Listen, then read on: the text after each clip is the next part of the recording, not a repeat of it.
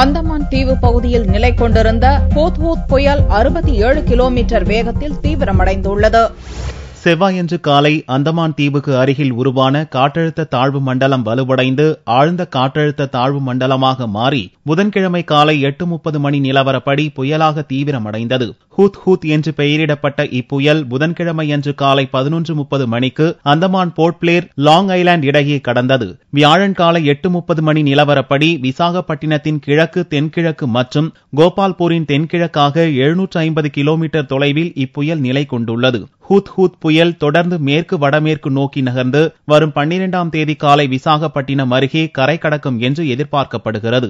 அடுத்த 24 மணி நேரத்தில் ஹூத் அதிதீவிர புயலாக உருமாற வாய்ப்பிருப்பதாகவும் வானிலை மையம் தெரிவித்துள்ளது. புயல் கரையை கடக்கும் போது 140 கிலோமீட்டர் வேகத்தில் காற்று வீசும் என்றும் காற்றின் வேகம் மணிக்கு 155 கிலோமீட்டராகவும் அதிகரிக்கலாம் என்றும் கூறப்படுகிறது. இப்புயலால் தமிழகத்திற்கு பாதிப்பில்லை என்ற போதிலும் ஆந்திரா, ஒடிசா மாநிலங்களில் பேரிடர் மீட்பு படையினர் தயார் நிலையில் வைக்கப்பட்டுள்ளனர். இந்நிலையில் தெற்கு ஆந்திர பகுதியில் நிலை கொண்டுள்ள மேலடுக்கு சுழற்சி காரணமாக தமிழகத்தில் கடந்த சில நாட்களாக பெய்து வந்த மழை மேலும் 2 நாட்களுக்கு நீடிக்கும் என்று எதிர்பார்க்கப்படுகிறது. கடந்த 24 மணி நேரத்தில் சேலம் மாவட்டம் ஓமலூரில் 7 சென்டிமீட்டர் மழை பதிவாகியுள்ளது. புயல் காரணமாக தமிழக மீனவர்கள் 2வது நாளாக வியாழனன்றும் கடலுக்கு செல்லவில்லை.